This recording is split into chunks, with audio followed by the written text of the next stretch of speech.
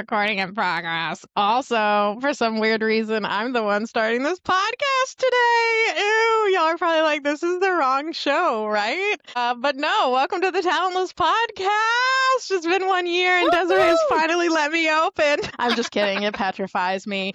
Plus, she's actually absolutely excellent at it because she has a full script ready to roll and I have nothing and on the tip of my tongue right now. So I'm just going to pass this right back to the master herself. Well, welcome everybody back to the Talentless podcast. We let Ashley have some fun there, but I want to say that this one's going to be fun for all. We hope so. I want to say, though, we tried to do this in the beginning when we first started. We tried to talk about ourselves and interview each other, and the episode came out pretty crappy, people. And never heard the light of day, I don't think, right? We never aired that one. Pull it out of the vault, Ash, for $20 each.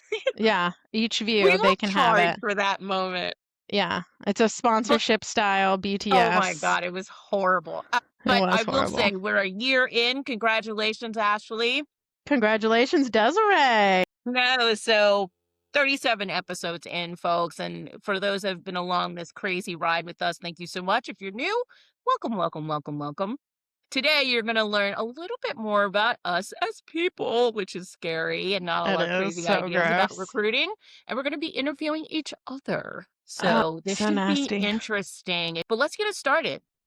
Okay. You start. Oh, mercy. Okay, so as of right now, our plan is to ask each other questions, and we haven't told each other the other questions. So I don't even know what realm we're supposed to be in. Yeah, but this is what I chose. It's my first, and it is, what TV character do you feel, TV, movie, whatever, character do you feel like describes you the most? Like if someone was like, give me the 10-second version of you and they could download like that little character, who is that character? Like who would that be? Wonder Woman. No, I'm joking. That's not.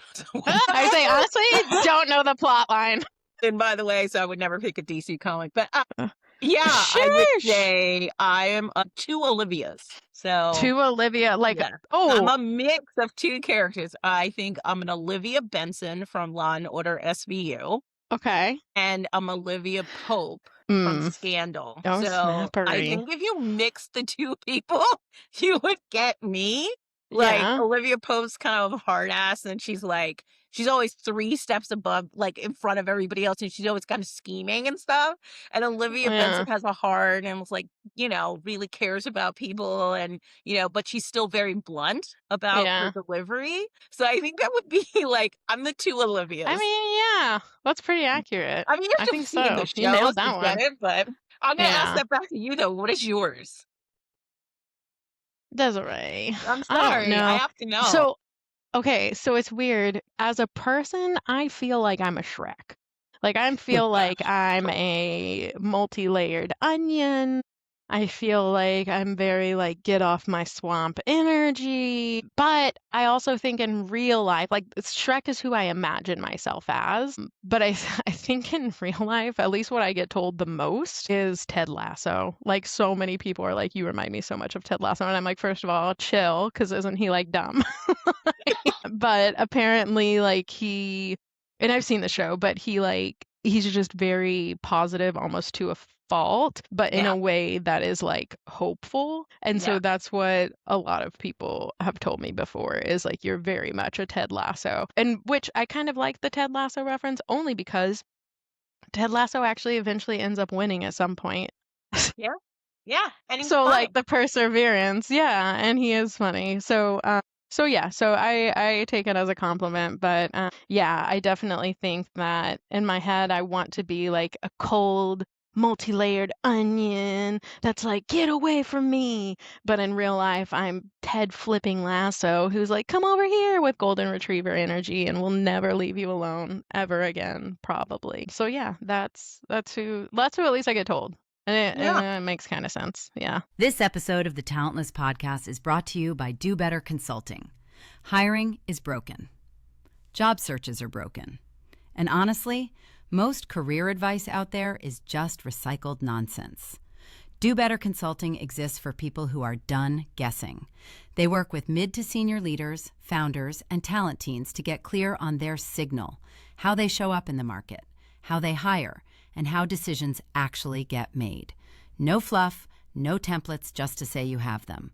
Just strategy, structure, and honest feedback that actually works. If you're tired of spinning, it might be time to do better. Head to dobetterconsulting.net. What is the most you purchase that you made in the last year? Wait, say that question again? What is the most you purchase, like something like for you or like represented you or something Ooh. like that that you made in the last year? Sheesh. That you're like, oh my God, somebody would totally know I bought this and it fits me as a person. Oh my gosh. I I don't know it's know. difficult. This is such a good question. Because I'm trying to think of like what I buy in general. I did have to buy a new laptop, and it is what is the like the soft pink, the rose Yeah. gold pink. And I don't know why. I've never cared about pink in my life, or really too many colors for that matter. I usually wear black or gray. Like if you look at my closet, there is this tiny sliver of color, and the Color. rest is all, yeah, like Wednesday Addams, and that's how I dressed usually. Anyway, I don't remember where I was headed with that part, but the point is something that I purchased that is just so me. I feel like if I asked my husband this question, he would say dirt because I buy like pounds and pounds and pounds of soil. And I am always planting and like reharvesting and like propagating off of different plants. So like I feel like if I asked him, he would be like, that's 100% an Ashley purchase, like this haul of dirt. But I don't know if there's like anything I can think of. I mean, I think that's a good one. We both have that in common. We both love gardening. I think it's We good. Dirt is do. good. There's like I piles of dirt outside of my house right now. So Literally, like, mine too, and I have sacks of it because I don't want to use peat moss. Like I have very specific specifications. I'm sure. also trying to teach my kids how to like garden. So like the other Awesome. morning, Alex woke up. She's, if y'all don't know who she is, she's only like 1.5.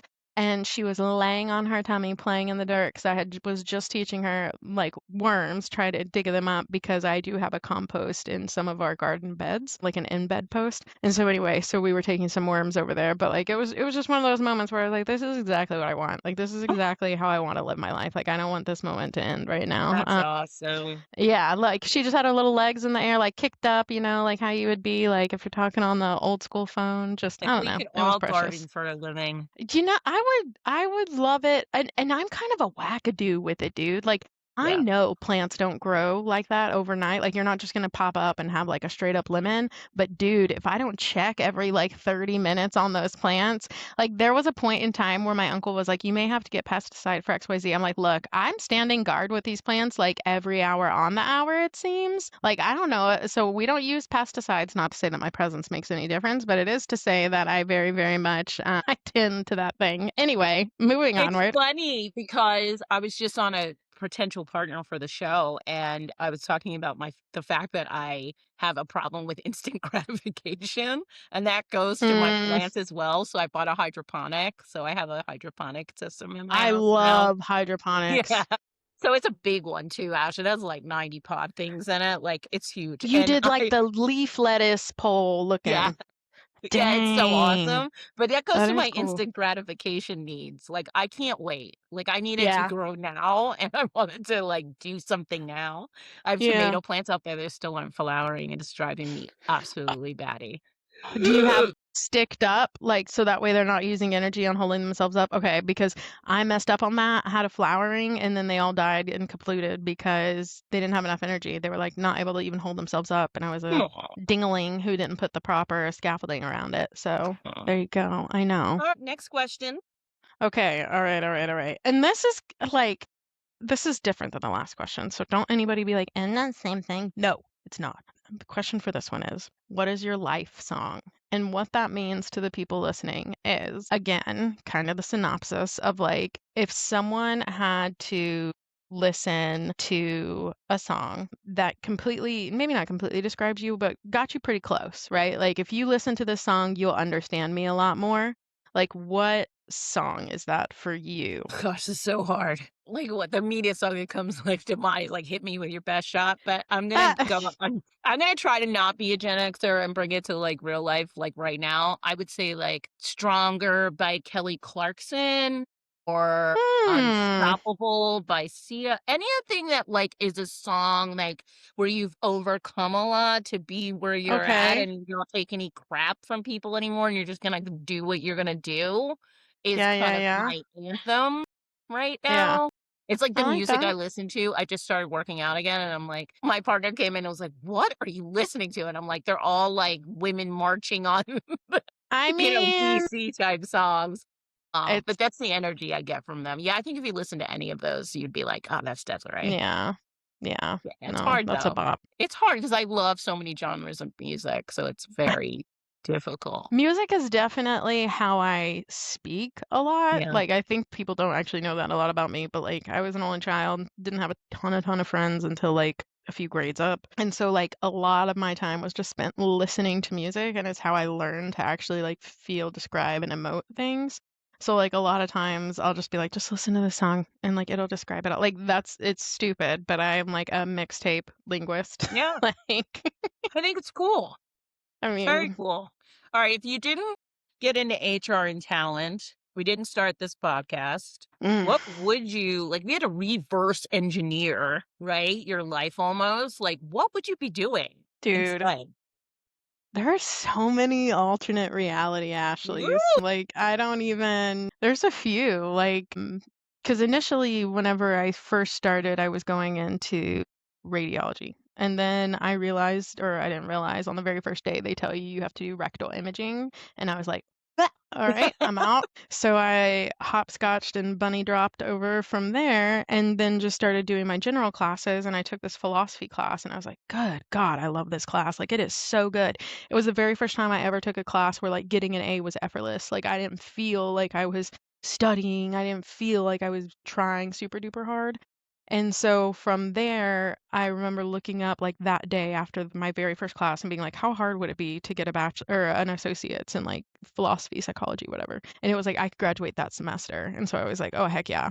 And 18, 19-year-old Ashley honestly had no plans of the future. And what I mean by that is like I grew up in an itty bitty tiny town. Like I didn't know what was possible, if that makes Yeah. sense. So like to me, the maximum that I was ever going to try and my whole plan was like I might work at Joe's Barbecue or I might do like grocery bagging at Stanton's. No, I'm not like my dream was to be a grocery bagger at Stanton's. I poo-poo you not. And if they ever try to close down in this tiny town, I will tell them I will volunteer a time of my time to work a day at least so I can achieve this dream. That's how serious it still is to me because I just always wanted to do it and I told my grandma I would and I never got to.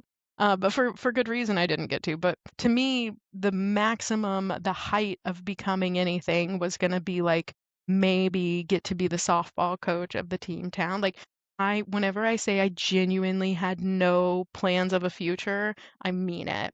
And so once I got my associates, I was like, if this is what getting a bachelor's is like, and I just have to take classes like this, like I'll be able to do it. And so I did. And then at that point, I was like, okay, I got a bachelor's. Now I need to go get a real job. And I hated that idea. Like I was like, that's disgusting. So I decided to get my master's. And when I got my master's, holy smokes, man. I know people try to be like, oh, you can stop at a bachelor, but there is such a difference. Like you get a bachelor's and you have like a general degree with a light focus. You get a master's and now you're supposed to be one of the SMEs and experts Right. in that specific field. And the way in which you do learning and the way in which you kinesthetically take on research and things like that, it's just so different to where I really actually wanted to be an educator for like a long time. And so even my last year of graduate school, I was teaching at junior college, and I was teaching a psychology course. And I wanted to do that whenever I graduated, and they offered me an adjunct role, which isn't that special if you know the difference between adjunct, associate, tenure, like all these different things. But they had not had an associate role in over 17 years. Oh, And so wow. she was like, we're not going to probably have one anytime soon. Wow. And they paid me less than I was making while I was working at the library getting my degree. So I start this off by saying it's weird because every step we go further, like every time we have a podcast and something happens, every time we get posted in Forbes or it's just like this weird moment of like, this is not a height I fathom. Like this wasn't Right. even something on my radar that I could do. And that's why I think I've been fortunate enough to be able to combine educating others with talent acquisition because it has been such a good job. It Yeah. has been such a loving field. It is such a good culture of persona and people that like I want more people to experience this field. I want more Yeah. people to know that there's a way to have a job that just lets you get to know people. Like lets, Yeah. like you're vibe checking. And so it's just weird, but I don't know. So in my head, I would love to say I would be teaching for more than popsicle sticks and bubble gum, maybe something, Yeah. but I feel like talent acquisition was one of those just beautiful things because I feel so fortunate all the time because there are still people my age like and even further along searching for like what should I do? And I Yeah. do feel like I found that. Like I That's do feel awesome. like this is my field, this is my sport, this is what I loved. And I knew it in graduate school because I was doing research on it. But at the time, I wanted to teach about it. And then later, I was like, why don't I just practice it? Why don't I actually do the job of talent acquisition, not just research what their job applicants are doing or what they're doing to make differences and things like that? The only other thing I would say is I totally wanted to be an actress for so long in my life. Like, I wanted to, especially as a kid. Like, I would just like Yeah. practice. And I would like I can imagine it see was a that. rainy scene in a movie. And I was like, Little known story, Ashley's actually a real comedian, believe it or not. She's actually done okay. shows and stuff like that. So, like, I can see that. I can see that. Nah, I'm on Mo season 2. I'm on Netflix. I'm on Fifth Ward the series on Amazon Prime. I am on America's Funniest Home Videos. I was on NBC Stand Up. How any of those things happened was just like right place, right time, and Yeah. just happened to have a little pixie dust of skill to be like, I'll roll with it. Like, all right, let's see about it. So yeah, but yeah, Awesome. acting would have been the dream. All right, Desiree, tell us, what would you be doing if it wasn't this? Yeah, I think I would be doing something in events, I think you would too. like have my own events company. A huge part of it be weddings. I just want everybody to know that I would be really good. And I did it for a while, by the way, in my earlier career. And I think I'd be really great at that. Mm, And I love the energy of events. yeah. And so I think that's where I would live. I tried it for a while, but again, it was like one of those things where it didn't make enough money for me at the time, and it was a lot of Mm, work, and I was young and stupid, and I was like, "No, this is not what I wanna be doing." I wanna have all yeah. this money. So I got into sales and marketing really deeply and figured out really the science of how sales works and marketing works, and spent a Yeah. lot of my career doing that, and that applied to the event space too at the time. Mm, And then I was like, I really love people, and that's how and I fell into talent. It was a legitimate choice to leave sales and marketing, but it was kind of like, where do people live? Kind of like, yeah. where are people at? I don't want to use the word fell because it was really intentional on You my part. hop I too. sought out agencies and I Mm-hmm. I went for those jobs. So that was intentional on my part, but why I stayed in it is because obviously I enjoy it and I love the theories behind it and Mm, all of that stuff. So if I that had to makes do it sense. over. And let me ask you, because you mentioned money too. Mine was money too. If no money was involved at all, like if nothing mattered, you get paid Jeez. $1 million a year, regardless of if you cut hair or pet dogs. I know exactly what you and I would choose, but excluding Yeah. that, what Yeah. would you do for a living if money didn't matter at all? Yeah, I think I'd be a writer. I think I would spend a lot Mm, of time authoring like murder books and self-help books, and I'd be sitting in a yeah. room with like writing novels, and that's what I would be doing. And then the other answers, I would have a dog farm. Yeah. Same. Same. I would live somewhere in like the middle of nowhere with this big dog farm and like be writing books. That's what I would be Word. doing. I I mean, that's pretty dope. enjoy it. I enjoy it to the point of like shutting people out of my life to write. And so I'm like, please don't talk to me. I'm writing. So Yeah. for me, that is like a big deal. But again, it's a hard road with very little Mm, reward unless you hit it once. And it's like being an yeah. actress, right? Everybody thinks they can be Yeah. an actress, but it's like 1 in a trillion, right? And so it's that same thing about being an author. Yeah. So, but yeah, that's what I would do. I would write novels. It's pretty cool. Yeah. I don't know why, because I guess I could do either of these things at any moment if I wanted to. Well, not Right. really any moment. That sounds cocky, but I mean it in the sense of like if I wanted to just sit down and go try this, I guess I Yeah. could, but I've always wanted to cut hair, dude. Like, I've Really? always, yeah, but my mom, that was before the reason I went to radiology is because I wanted to cut hair. And my mom was like, because I guess that's the answer to your question. My big dream was to cut hair. And Oh, my mom was nice. like, no, you're not, because I've colored to cut my hair, all these different things. But yeah, I guess comedian too, though, Well, because that's that's really why, because I don't get to make any again, a money in that. comedian. It's like one of those things like, oh, that would be the coolest job, but Yeah. it's also one in a million type of thing, you Yeah. know? Yes, yeah. All right, I'm going to ask you a talentless question, or you want to go Snippety first? snap. No, you go, you go, you go. I think I'm going to ask you a talentless question because this may take us many places. If talentless got kicked out of a networking event, what Mm. would we have said to deserve it? Oh, Jesus, help us. Probably that I right there. That one know. sentence did it in.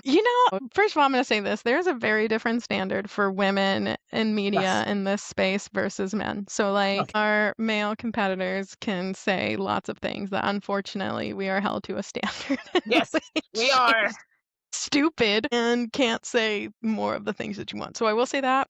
Okay, if someone took us off for saying, I think it would either be we're like too, I don't want to say liberal, but like too much going there, like too much agenda. Like someone like that, I could easily see us getting kicked out for. I could also easily see us getting kicked out for, and people can get mad at me for this, but I am someone who does like to give a little free Palestine, free the people. So, I could easily see that. And even as I say it right now, it's like, maybe we cut this scene. I don't know. We'll find out. But I do think that just has, even though it's such a easy conclusion for all of us to be like, yeah, let people live, it has a lot around it to where I could see it, one day someone just being like, get out of here. And Yeah, I'd I be think it like, would be our politics or our mouth. oh, it's definitely going to be our mouth. Yeah, we have a It's lot of not mouth. gonna be, yeah, it's not gonna be like a slick dance move or anything. It's not like something magical is gonna like we're gonna do magic tricks that get us kicked out. Like, no, it's definitely gonna be what this Lavaca do. Like, Yeah. it's gonna be that mouth. You know what I mean? We were both report card kids, like talk way too much, could talk to a wall. Yeah. So, Your turn. yeah. Okay. So, one thing that I've been interested in is like, what is the most awkward conversation you ever had to have with a hiring manager? Like, what was one where you just like, sometimes you may still wake up at 3 a.m. and just be like, why did any of us say any of that? So much, so many, but I think the worst, well, I don't know if it's the worst and most awkward, but it definitely was the most awkward for me is that we Mm-hmm. had to have a conversation about a candidate that was, I mean, above and beyond what we could have asked for the role. I mean, and was willing to take our crappy salary that we were Mm, offering because they were just at that point in their career. But I must say that her level of modesty and her clothing, this was when it was still very in person. yeah. And it was shocking to say the least. Mm, Like, especially when she came in for the interview and we were all like, and she was so good. And so I had to have a conversation with the hiring manager, who's a guy, right? And he's like, yeah. he's trying to, this was like the nicest guy in the world too. Like he wasn't your like horrible hiring manager. He really cared Yeah. about people and all this stuff. So he's like in the room with me and he's like, yeah, she was great. But like, what about, is she going to fit? And like one point he's like, what about her breast? He like said it really What? Oh my gosh. What? Oh my God. we're like in this room, like there's 3 of us in the room. We all were like looking around and we're like, oh my God, did you just say, like, I don't think you're allowed to say that, first of all. Oh my God, Second of unless all, we're talking about chicken. we all saw it. I don't think you need to say it. Like, but it was like he was trying to tell us, like, I really want to hire her, but like somebody needs to tell her, like, Like, about what the about her rules. And I was breath? like, it was just, for me, it was super awkward as a person. Like, I've had a lot of tough conversations, but Yeah. he was so awkward in it that it made the whole Yeah. thing awkward, and we were Oh, all that's just so kind of like great. looking out of the room, around the room, kind of sweating over it. Oh, I love it. Anyway, by the way, we did hire her. Well, good for y'all. And Yeah. hopefully she put on a turtleneck. Yeah, Good Lord. well, we did have like not a discussion like that HR could come after us, but we did have a discussion about kind of, at that Yeah. time it was still appropriate to like have a dress code kind of Yeah. conversation. So Yeah. it was fine, but it was tough getting there. That was like an hour in a room with all of us not saying what we wanted to say type of thing. It was funny. Oh my Have you had one of gracious. those? I I'm trying to think. Well, I haven't had one where like the candidate showed up crazy. I actually wrote here, I was like, what's the worst candidate you've ever hired? Because I've actually had I actually, for a long time in my career, never had a hire that I heard back from either the hiring manager or the can that it ended bad. Like, Right. even if they ended up after 5 years leaving, they still reached out and they were like, that was the best job. I'm so thankful I had it. There was no mobility, whatever. Yeah. But there were two times in my whole career that I have hired someone and I have heard back from the manager about the candidate. And both of the times were so extreme that it is. Okay, this one blew my mind because he had to go through like 6 rounds of interviews, this dude. It was for a commissioning engineer, which now recruiters will probably hear a lot of that term because Yeah. we have all these data centers now that are popping up, but basically the commissioned data centers. And we hired him and he had to do his training out of New York. Well, they brought him in for the first day. He shows up, leaves a little early, said he was feeling sick, goes to the hotel room, and then doesn't come back for like pretty much the rest of the week for work, but is in this hotel room. Well, they just thought he was sick and just like went home and has Right. poor communication skills. Like that's what they think happened. But then Hilton is now, because I have to be the one that puts all the travel on the manager's stuff, is calling saying, hey, why haven't y'all checked out of your room? It's been a week. What's going on? And we were like, what do you mean? That man went back home days ago. No, he was plastered drunk in their hotel room, destroyed the whole thing. Cops are outside the hotel room, can't get him out. Like they're calling my hiring manager, being like, "Can you come down?" And it's on like 7th Avenue. Come get this man. And they're like, "Yeah, he's worked for us for like 24 hours. You can just do what you need." I had never in my life, but even the manager, he's like, he met with every single one of us, and none of us could have sensed that. None of us would have sensed that they met him in person, they flew him out. So it was something that was very much like it was not a qualification issue. It was like this poor person was at a bad point at a bad time. Yeah. That's The other sad. one, which was even worse. Jeez. What's worse than that? This one we had to have an HR crisis, a PR people. I Oh my learned so much about HR crisis PR though, I will say. Like I learned Well, so many yeah. things. It was a learning experience. This one sucked because it was under my watch, but it was not our team. So I was the head of talent. There was a vendor that worked closely with a manager that they knew each other outside of all these other things that they would love to hire people from without TA's consent, pretty much. And that happened. And so they used a vendor to hire someone. The senior leadership signed off on it. So I'm the head of talent, but I had nothing to do. Like no one Right. on my team has anything to do with this hire, Right. right? And so all of a sudden it's 7 a.m. on a Sunday and my phone's blowing up from my boss and I'm like, what on earth? So I answer the call and they're like, hey, have you seen the news? And I'm like, what you talking about, Willis? And I get on just Instagram and there is I don't know if I can give full details of this because it was so recent, Well, but the try point to be is like, I'm going to be discreet. There yeah. was an individual in the middle of a park that yelled at a gentleman in a very slurry way. And that gentleman just happened to be a New York Times best-selling author who recorded everything and posted it. And so I remember going on LinkedIn that day and having like 60 billion notifications of like, fire this person, get rid of them, how could you hire them? Oh, I just bawled my eyes out. I bawled my eyes out nonstop because I knew the pain that would evoke to our current like employment body. Yeah. We were such a diverse team that the fact that someone could come through the cracks like that was just such no fun for me. Yeah. Even though I know, and that was the other thing, is like I knew everything that happened, I still wasn't willing to not take the accountability. So like even with the people internally, I maybe told a small handful of people like the full truth of what happened. Like I never actually full out just was like, it's not our fault. It's, you know what I mean? I was like, yep, this happened on my watch and we should have had a system in place that made sure any additional vendor hires, even if they were done backdoor, we had an extra vetting and we didn't.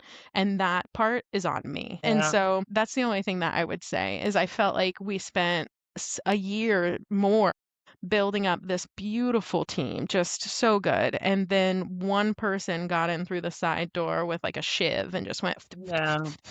because I mean, never after that was our company the same. and doing this job, it happens, right? Like, It does. it doesn't happen as much to me anymore, but like in the beginning of my career, I will say that like some people slip by me now. I mean, probably for the last 10 years, it's never happened to me. Probably. I've never, and even again, like both of them were such, Yeah. but it's, But we are dealing with people. There's we like are. no, right? Like people are unpredictable. And so it's And like, you just never know.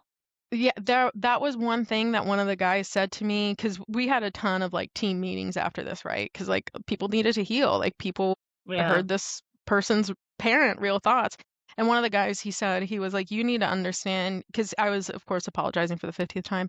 And he's like, you've got to stop apologizing because you have to understand that there are people married for 20, 30, 40 years that people go and do stuff like, and they never would have guessed that about them. Yeah. He's like, so there is no such thing as a 30-minute vet that's going to actually handle that. There's no Right. such thing as, he's like, so I respect you taking the accountability. I appreciate it. He's like, but this isn't something you could have prevented.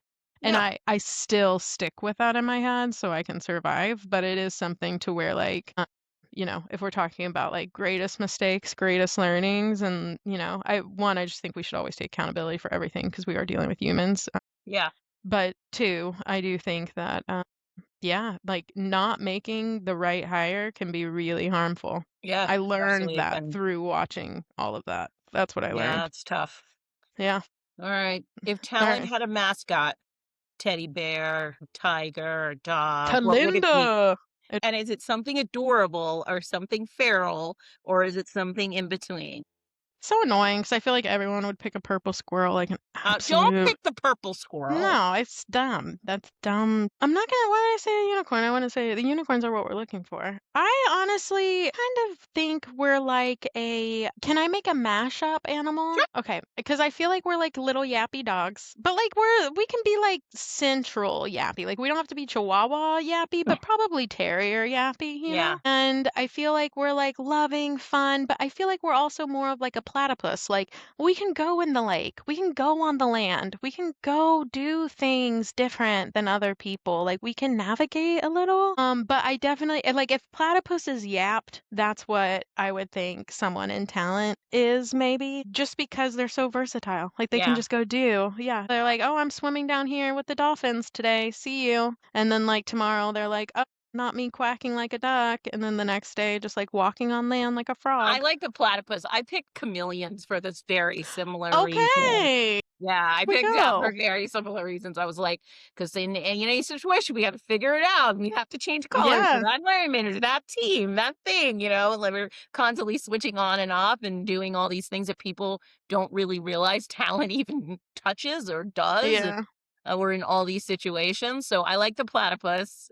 Yeah. That's a good one. Like, let's match a platypus, a chameleon, and a yappy dog. There's our mascot. There she I'm gonna is. make ChatGPT figure out how to make a mascot for that. But Come back with some weird stuff. You can't do that on some public computer. Like, don't do that at home, dude. but yeah, I think that's exactly where I went in my head. I'm like, all the things that we do. I didn't have the yappy part, but it makes sense.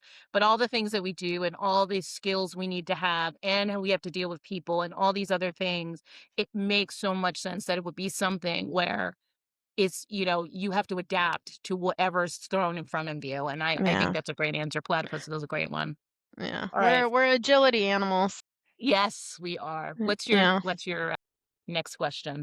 All right. Why do you do this stuff? Ooh, yeah. My partner asks me all the time, like, why a podcast? Why recruiting? Why talent? Why any of this? And I'm going to answer the question more about the podcast than I am about talent. I think I kind of already answered that about like my through line through everything I've ever done as people and having influencing people's lives and making sure that organizations treat people fairly.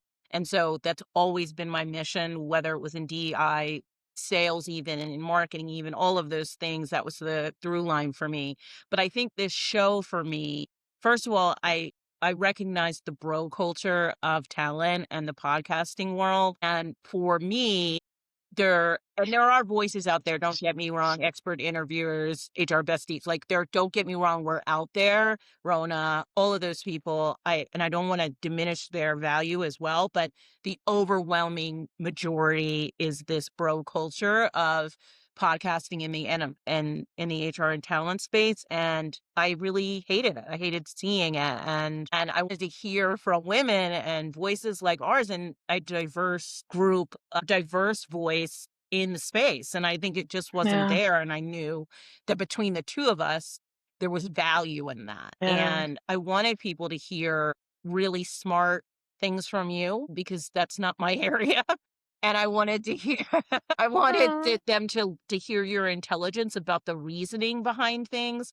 And I wanted them to have fun about the work that they do every day, which is somewhat thankless. You know what I mean? Yeah. Like they don't get a lot of attaboys. They don't get a lot of, so they need a community. And I think there's so many communities in the talent space now, but they needed to hear from other people that the work they're doing is valuable and that it means something. And if they do it right, there is definite recognition for what they do. And I think Yeah. we've done that kind of effectively for the last year. We've brought on some great guests, and I think we've added value to the world of talent, and I hope we continue to do more.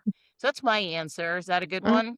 Heck yeah, was that a good one? What are you even halfway talking about? It was an excellent answer.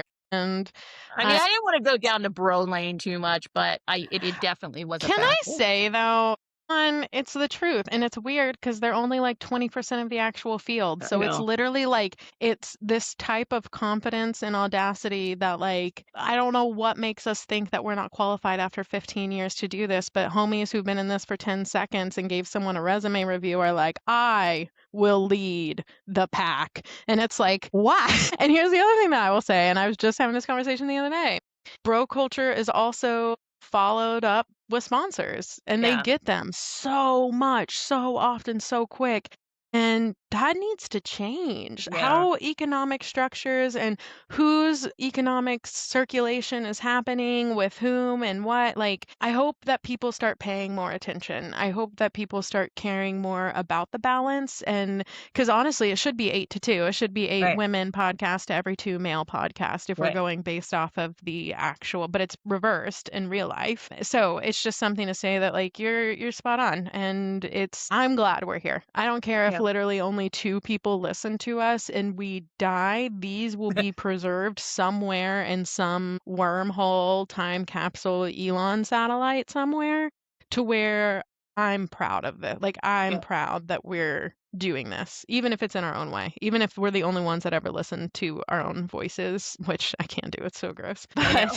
but it's the worst. But I think you're right. I think it matters. At least that's what I'm trying to No, say. I I think. hope it matters, right? And for the Yeah. people that tune in all the time, I hope that we add value to their job or their day, or maybe they just get a laugh, Yeah. right? From dealing with hiring managers and recruiters and other recruiters and team leading and doing all the crazy stuff we have to do on a daily basis. And they're like, oh my God, I'm going to go listen to Ashley Does. And they're going to make me laugh about the lizards or something crazy. And We that haven't really, done one of those. I need to give a life story, an update here on something. I, yes, we I do have need to do the tons. lizards.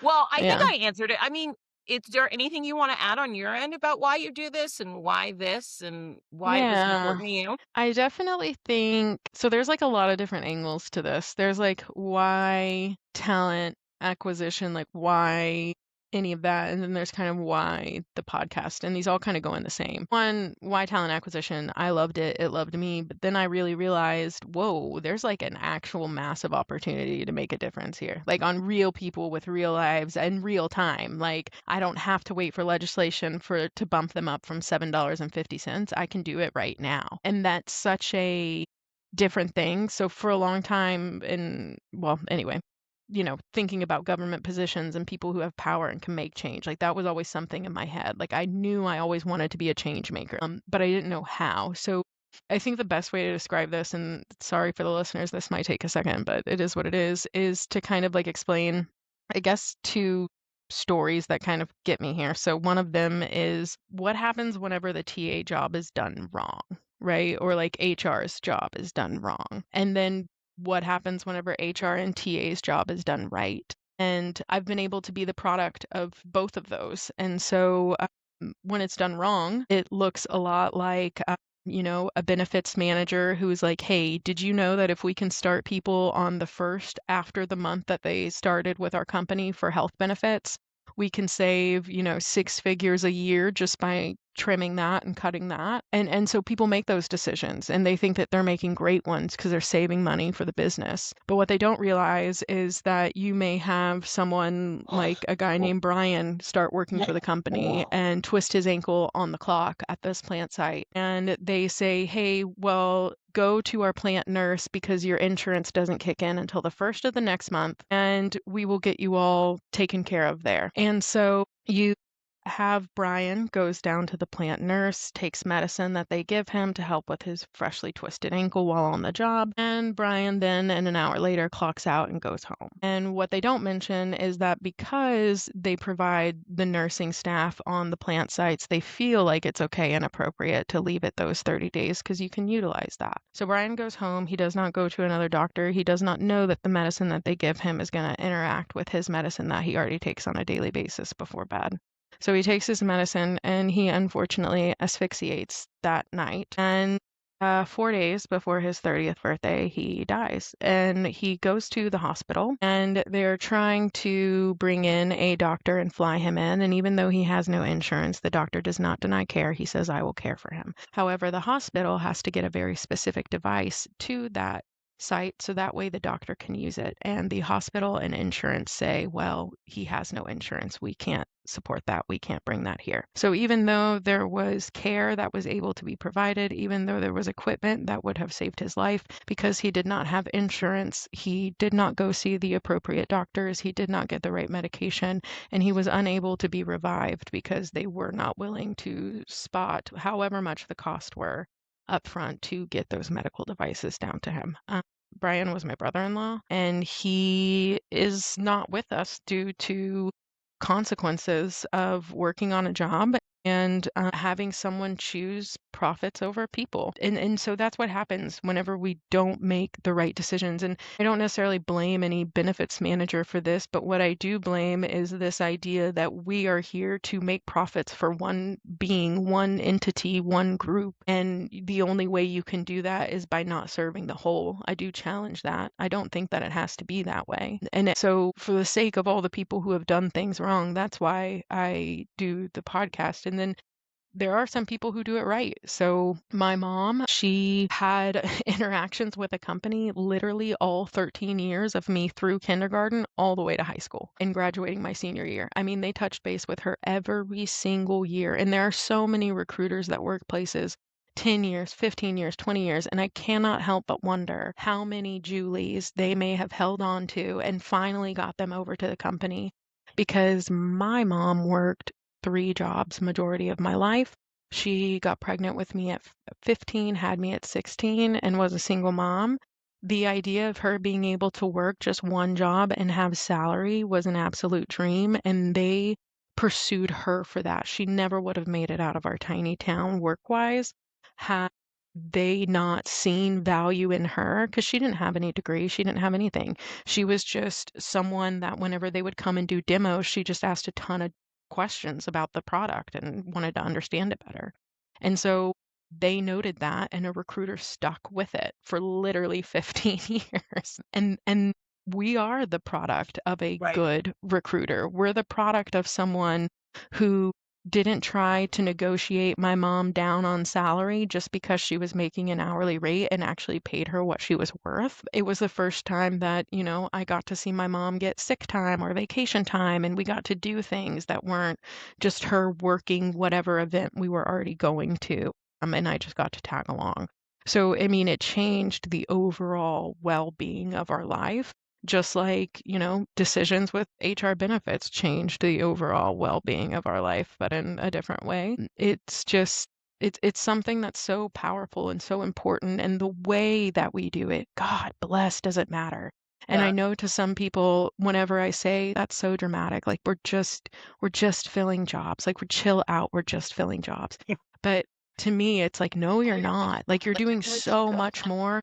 And I know people don't see it like that, but it is very much, it can bring life, it can bring demise, it can bring, wealth, health, and the pursuit of happiness, and it can deny all of that as well. And so for me, that's why I do it, is because I think it's such a powerful gate that we hold, but two, the way we hold it matters. Yeah, absolutely. I mean, I can't tell people enough like how much recruiting, and I think this is why I get so frustrated with organizations as a whole about the skipping over talent as a real value, is because we do hold the keys to people's success and life and their salaries and their happiness. And like, there's just so much that goes into talent versus just being an order taker. And for the people that do this job right, they influence so many people's lives over the tenure of their career, and it's just amazing. I mean, I can't tell you, there are stories that I have that actually make me cry about how I influence somebody's life, and like those are the reasons that I'm in talent, right? And those are the reasons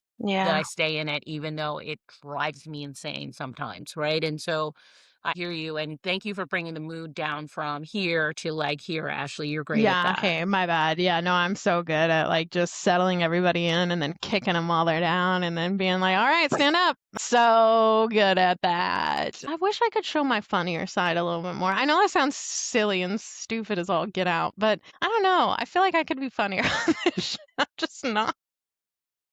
Well, you need to come prepared sometimes, like with who we're actually talking to, and maybe you could be funny. That's the only thing I want to say to our listeners. I swear I am actually. But something, that's why I'm an ex-comedian. It's the X. It's because I wasn't that funny in the first place. Like, hello. So I just need someone to ease up. They're out here expecting like a type 5 with a hot 10, and I ain't got neither. So just slither down, friends. I'm going to be able to fill this time, but I'm going to leave this on, if you had 60 seconds to explain this show to someone who had never heard of us, never, doesn't even know, they're like, Talentless, what are you talking about? Why is it even named that? Why are you doing it? Like, what is that show? Explain it to the folks. I would say that Talentless is hiring for hillbillies. It is how to do talent acquisition, but do it the actual right way. And listen, we're not gonna talk to you about rough and fluff and stuff. We're gonna give you the actual research, the actual numbers, the hard data that talks about it.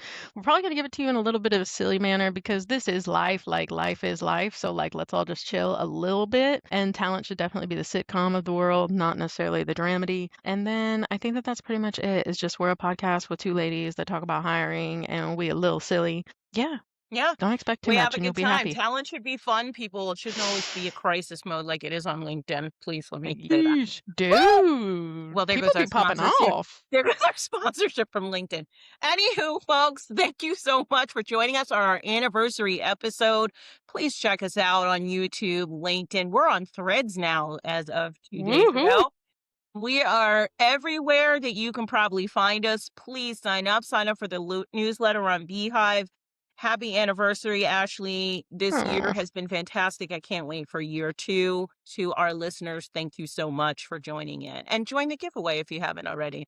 Also, before we close out, Desiree Goldey, you do so much for this podcast. You do everything. You write everything. You like all the things happen because Desiree Goldey makes this world turn. So to Desiree, thank you so much. To Rita, who will also be listening to this, we thank you for completing us. You make our third musketeer, and without you, we would be 2 episodes in. So Desiree, truly, truly, I mean it. You are why we are anywhere, why we exist, why we have even a headshot. We would just have a podcast that no one would know about, and I would be probably actually oddly content. So I say to you and to the whole world, thank you, because this truly only exists because of you.